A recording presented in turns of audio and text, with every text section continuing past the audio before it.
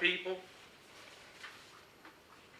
my children, my grandchildren, your children and grandchildren. I stand up for all of them. I believe they have a right to inherit what I inherited. I believe that someone paid a price so that I can inherit what I inherited. I will pay a price if that's what's necessary, whether it be politically, whether it be socially, whether it be what you think or what anyone else thinks. I am who I am, and I stand where I stand. And I believe I'm an American. I have that kind of down deep belief that I'm an American. My people lost their lives during the Revolutionary War period, and that's what gives every one of my children and my grandchildren the right to belong to the daughters and the sons of the American Revolution. That's the way it is. And I inherited that. It came down to me. So, guys, if I'm radical, I am. My grandparents were radical. They went out and hunted down the people and hunted them down. And, which is a little bit different, maybe. But anyway, somebody has to say enough is enough. We have to start saying that at our very own doorstep. We're not getting through to Washington. We don't seem to be getting through to Helena. We have to start where we live and do everything we can to turn the direction of this country in the direction of the positive and the proven. We must turn from fear of what the national or state government will do to us or for us and get back to a government that is attuned to the needs of the people. This nation was founded on the belief that the good of the people comes first, not the good of government. Remember, we, the people of the United States, in order to form a more perfect union, the preamble to the Constitution, Abe Lincoln's memorable that the government of the people, for the people, and by the people may not perish from the earth. People, people, people. People first, protecting their security in their houses, persons, papers, and effects.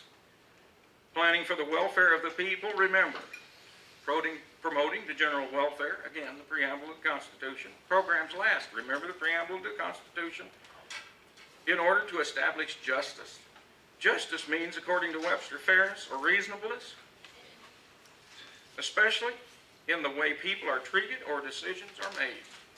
People, people, people again. People always the benefit, people, always the benefit of the people, always the protection of the people, all the people corporately and particularly individually. I will be as adamant about protecting the rights of other real Americans as my own. If ever a debate should arise in this county, and some have recently, that proposes anything contradictory to the U.S. Constitution or even smells like it's contradictory to the Constitution, I'll oppose it by every means available to me. I believe in the real America and the freedom that I inherited. And freedom, Roger Miller said, freedom don't mean nothing if it ain't free. Another subject. Dave, I really appreciate your email. You said something about an internal squabble. I want to address that a little bit. And I want to disagree because I don't think we have an internal squabble here. And I'll tell you why I say that. I don't know that I have had or have a squabble with my political opponent. I definitely have a different philosophy. I have a can-do element built into me, and some of these things here on the table, I'll show you if you're interested in seeing them after we're done here. I have a can-do element built into me, and the part of no that I do not understand is the N and the O, as they are most times used. For me, the N stands for the first letter in never quit, and the O stands for optimism. Every time the government at any level says no to anyone engaged in a positive enterprise, the government is saying no to the prosperity and opportunity for every one of us. The end of all government is not to exert restraint, but to do good. Who is government if it is not our elected officials? Elected officials should always look at every issue that will advance the cause of the people, and I'm going to lay my watch down here and see if I can't get through this, Dave, without getting knotted there with that thing.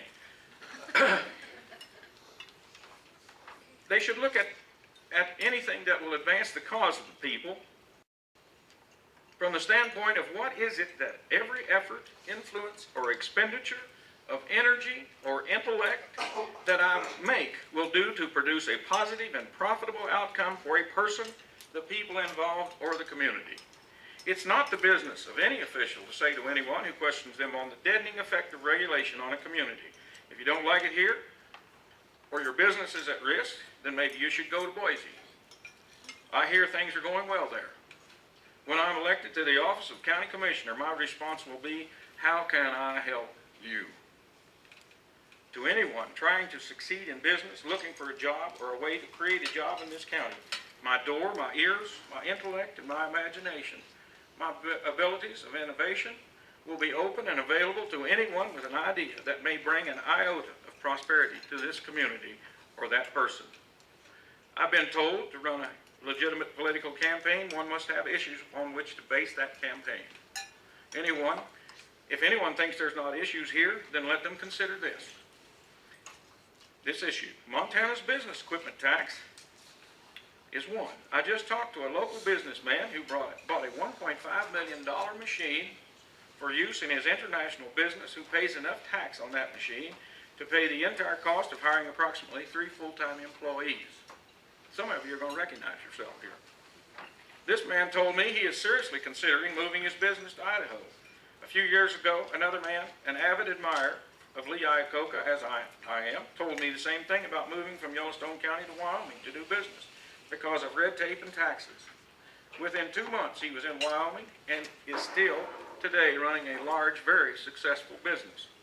The financial cost of losing a business to the county is a loss that can be verified by computer tape or a printout.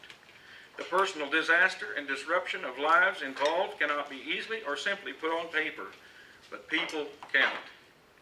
When the machinery stops working in a construction business and that equipment sits, the taxes on it can literally eat that equipment. In other words, the equipment taxes will consume the value of the equipment, the value of that equipment. What holds future potential to the owner becomes an economic liability that must be disposed of or lost for taxes. When have you ever heard one of your commissioners raise Cain about that? No, it's a lot easier to say that it is something that must be taken up with the legislature. And in the meantime, continue to collect the benefits of that destructive course and policy. And I say baloney. When I'm elected to this position, I will not stand idly by while my constituents' property and livelihood is vaporized by short-sighted, insidious local, state, or federal policy. I may be totally ineffective in what I try to do, but it will not stop me from trying or from doing it. I will expend every ounce of energy to stop it, and in the meantime, ladies and gentlemen, I'll scream like a mashed cat every time it happens, and I will not stand quietly and idly by. It just won't, it's not me.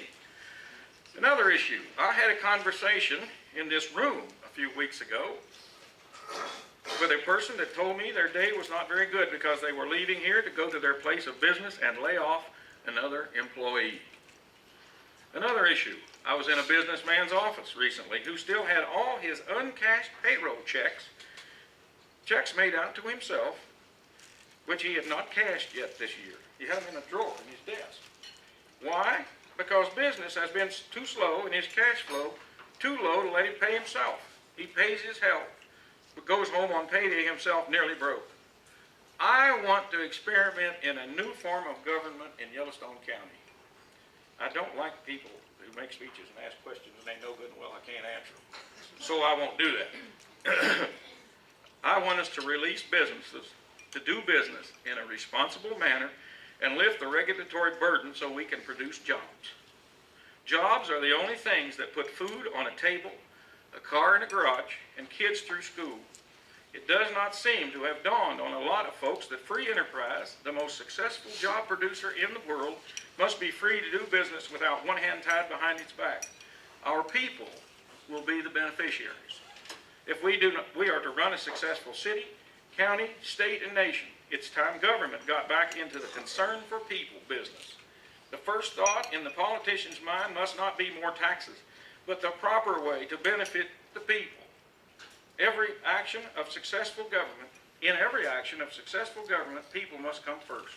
Plans, projects, economic objectives, political objectives, all follow after the rights, the liberty, the freedom, the prosperity, and the welfare and the security of the people.